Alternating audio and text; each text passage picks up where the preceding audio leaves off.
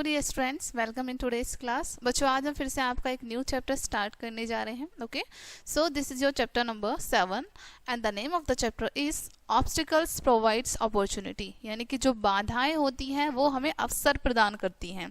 अब कैसे, ये हमें कैसे पता चलेगा? इस स्टोरी को पढ़ेंगे और समझेंगे तब हमें पता चलेगा कि इसका मीनिंग क्या है। ओके, चलिए स्टार्ट करते हैं। Okay, long time ago there was a king named Mahendra Singh living in his large kingdom. ठीक है, बहुत समय पहले, ठीक है, बहुत समय पहले की बात है। एक राजा थे जिनका नाम महेंद्र सिंह था, जो कि अपने किंगडम में, अपने बहुत विशाल राज्य में रहते थे। ठीक है, जिसका नाम क्या था? गोकुलपुरी। ओके, गोकुलपुरी में वो रहते थे। He was very wise and kind. ठीक है, वो बहुत ही बुद्धिमान और दयालु थे। ठीक है, He made his people very happy and prosperous. उन्होंने अपनी जो वहाँ की जनता थी उनको बहुत खुश रखा हुआ था और सभी को बहुत समृद्ध बनाया हुआ था। ठीक है, One day when he was wandering on the road, ठीक है, एक दिन जब वो ऐसी रोड पर घूम रहे थे, he saw a big stone kept in the middle of the road. उन्होंने देखा कि रोड के बीचों बीच एक बहुत बड़ा पत्थर रखा हुआ है।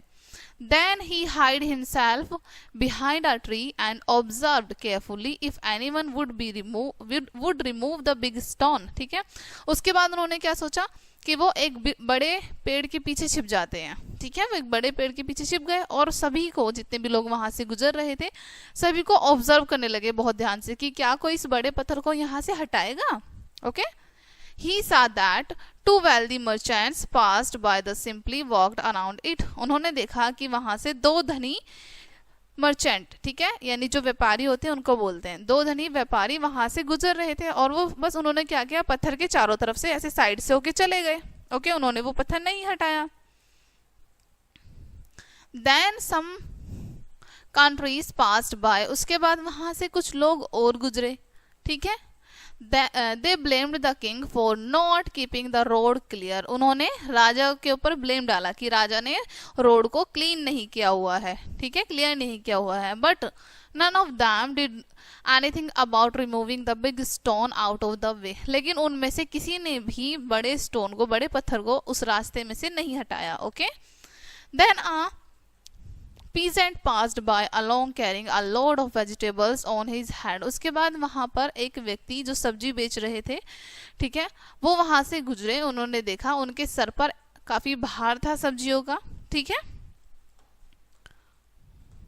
On approaching the big stone, जैसे ही वो बड़े पत्थर के पास पहुंचते हैं, ठीक है, वो व्यक्ति जिनके सर पर भार था सब्जियों का, ठीक है, the pheasant kept down his burden on the earth and tried to remove the big stone on the side of road. तो उन्होंने क्या किया, अपनी सब्जियों के भार को नीचे रखा और वो जो बड़ा पत्थर है उसको वहां से हटाने की कोशिश करने लगे। ठीक है, साइड में, रोड के साइड में करने की कोशिश करने लगे। After repetitive starting and pushing he ultimately succeed. ठीक है, लगातार वो कोशिश करते गए, उसको पुश करते गए, वहां से हटाने की कोशिश करते रहे और अंत में वो सफल हो गए। The moment the peasant bent down up his load of vegetables, जिस क्षण वो व्यक्ति अपनी वेजिटेबल्स की टोकरी को या फिर वेजिटेबल के बाहर को उठाने के लिए नीचे झुके, he noticed an attractive purse lying on the road where the big stone had been kept.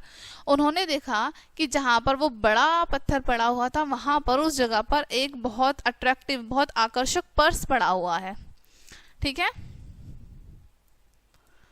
the purse consisted of several gold coins and a written note from the king showing that the gold was for that person who removed the big stone from the middle of the road. ठीक है, उस purse में क्या क्या चीजें थी, बहुत सारी गोल्ड की कॉइन्स थे उसमें। ठीक है, और एक रिटन नोट था, एक पत्र लिखा हुआ था जिसमें राजा ने लिखा हुआ था कि ये सोना उस व्यक्ति का है जिस व्यक्ति ने ये पत्थर यहाँ से हटाया है। ठीक है, The peasant had done exceptional job what the other could not. ठीक है, अब peasant ने क्या काम किया यहाँ पर, जो दूसरे व्यक्ति, अन्य व्यक्ति वो काम नहीं कर पाए, यहाँ पर इस व्यक्ति ने वो काम किया। Okay, the moral of the story is, हमारी स्टोरी से हमें क्या सीख मिलती है? क्या मोरल है हमारी स्टोरी का? Each obstacles provides an opportunity to improve one's situation. ठीक है, हमारे जीवन में जितनी भी बाधाएं आती हैं, प्रत्येक बाधा हमारे लिए एक अवसर प्रदान करके जाती है ताकि हम अपनी सिचुएशन को सुधार सकें। ओके, तो ये इस स्टोरी से हमें सीख मिलती है। ओके, सो डियर स्टूडेंट्स, ये चैप्टर आपका यहीं पे फिनिश होता है। आई होप ये चैप्टर आपको काफ़ी अच्छे से समझ आया होगा। मिलते हैं नेक्स्ट वीडियो में, एंड थैंक्स फॉर वॉचिंग।